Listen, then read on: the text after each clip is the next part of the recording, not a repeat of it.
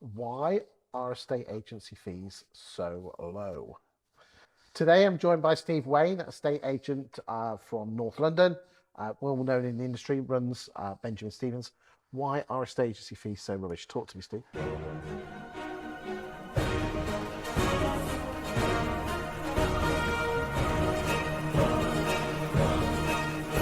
I think the honest answer is because estate agents are scared to lose an instruction.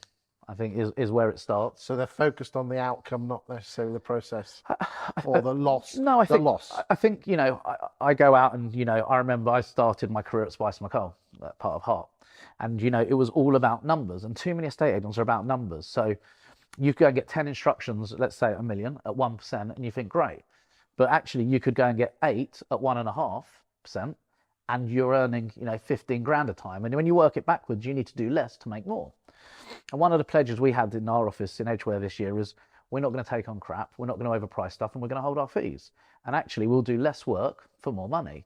And when you think about it, we're all fighting. And, Purple Brick started this all with, well, let's see how low we can go. And we all sort of followed it. And it's about belief. I had a manager run my Bushy office, and we cannot get more than 1%. We cannot. And, now I've got a new manager. He's getting 1.2s and 1.3s and 1.4s. And it's just about asking the question. It's all about mindset. And then you get these agents, I get 3% and 4%. Well, actually, in reality, you're almost ripping people off, because if everyone's charging 1.5, don't try and be clever at 3. Let's build this industry, all of us together, and let's see if we get to 1.5s and 1.6s and 1.7s. But look, between 1 and 1.5 is mindset and laziness and just trying to get the easy option. Once you start saying, I'm going to aim for 2 and 2.5, and you've had people sitting here who are trainers, and it's all very nice training the theory of it, but you also come and do 10 valuations and show me how many you get. Most of them can't.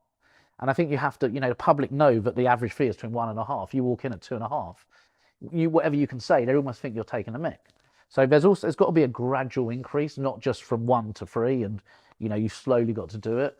But to get up to 1.5, which we should all be charging at least, it's just about confidence and asking the questions. The amount of valuations I used to go on, we never discussed fees. It wasn't a question. They'd want to use me because they trusted me, they believed me, and they knew that I would do the job well for them. And that comes down to your marketing that you've done in the last 6, 12, 18 months. Yeah, it's all about that. Paul Long talks about know, like, and see. Know, like, and trust. Know, like, and trust. But, people don't get that. People, when I've walked in someone's house and they've seen a video, I'm like, hi, I know you're the guy from the videos. And it helps. They feel comfortable with you before. Because they know, like, and trust you. Because they've seen you. And that's how you get higher fees. And when you write this all down, it suddenly becomes like a big book of things I need to do. And it can almost be a little bit overwhelming.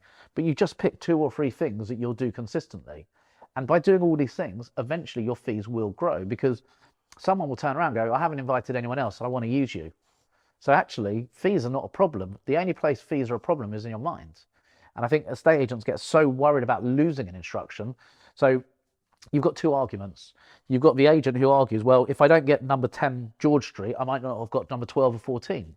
And your argument is, well, yes, take it on at 1%, because you can sell it, and then you'll get the others. But then the other argument is, well, you're getting, at 5 grand, at £500,000, 7.5 rather than 5. So you sell 2 at 7.5. It's like selling 3 at 5. So actually, you've got to think about, well, with that time and actually belief in yourself. But unfortunately, there's this race to the bottom, and it's not just us; it's in all industries at the moment. Can I do it cheaper? I sold a Barbie house to my little girl yesterday. The guy walks up to my door, goes, "Can I have a discount?" I'm like, "No, you're at my door right now. You're not having any discount." And it's just having the belief to hold on to that and being, well, actually, I'm not afraid to lose this for the wrong price and the wrong fee. And I think if you get over the obsession that I need to sell 200 houses, just worry about, let me get this at the right price. And suddenly your negotiators are a lot more motivated. When you walk back in with an instruction at 1.5, oh, another one at 1%, what can't you get anymore? So I think as an agency owner and as a lister, you've got to have a bit of belief in yourself, and you've got to hold on to your values that actually I'm worth this.